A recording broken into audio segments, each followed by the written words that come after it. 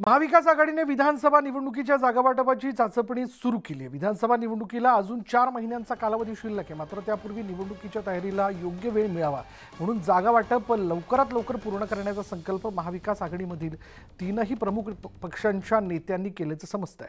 नुकतीच महाविकास आघाडीतील काँग्रेस, शरद पवार गट आणि उबाटा या 3 प्रमुख पक्षांमध्ये जागावाटपाची प्राथमिक बैठक झाली।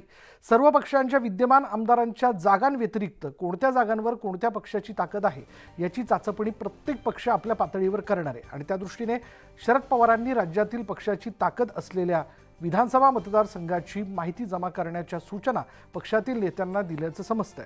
विदर्भ, उत्तर महाराष्ट्र, पश्चिम महाराष्ट्र, मराठवाड्यातील काही भाग, मुंबईतील काही भागांमध्ये काँग्रेसची ताकद आहे। जिथे काँग्रेसला जास्त जागा दिल्या जातील, कोकणाचं मुंबई, मराठवाडा, उत्तर महाराष्ट्र, विदर्भातील काही भागात ठाकरे सेनेची ताकद आहे।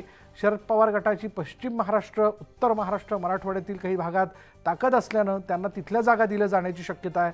लोकसभा निवडणुकीच्या जागा वाटपात सांगलीत झालेल्या चुका यावेळी टाळण्याचा आघाडीचा प्रयत्न आहे। निवडून येण्याचा निकष ठेवून जागा वाटप करण्याचा आघाडीचा प्रयत्न असेल असं या नेत्यांनी सांगितलं। प्रत्येक पक्षाला जास्त जागा मिळाव्यात, सगळ्यांच्या अपेक्षा असल्या पाहिजेत। त्याला काय दुमत काय, त्याला विरोध काय? मूळ प्रश्न असा आहे की काँग्रेसनी लोकसभेच्या निवडणुकीच्या वेळेस सुद्धा आपली भूमिका मांडलेली होती की मेरिटप्रमाणे जागा वाटप झाल्या तर त्याचा फायदा महाविकास आघाडीला होणार, याच्यापेक्षा चांगलं प्रदर्शन आपल्याला करता आलं असतं। पण घटना संपली आता ते, पण आता विधानसभेला सुद्धा त्या पद्धतीचं प्रत्येकाने विचार करावा, एवढंच काँग्रेसची भूमिका आहे। तिन्ही पक्षाचे अशा प्रकारचे चढाओढ आहे, निवडणुकीपर्यंत काय होईल हे आपण बघा।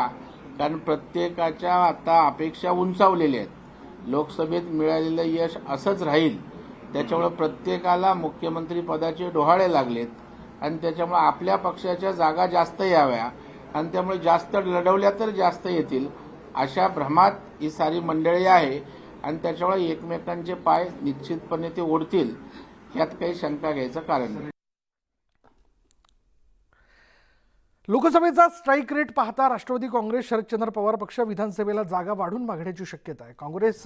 राष्ट्रवादी काँग्रेस, शरदचंद्र पवार पक्ष महाविकास आघाडीकडे 100 जागांचा प्रस्ताव ठेवणार असल्याची सूत्रांची माहिती आहे आणि या आठवड्यात जयंत पाटील राज्यातील विधानसभा निहाय मतदारसंघाची माहिती घेतील।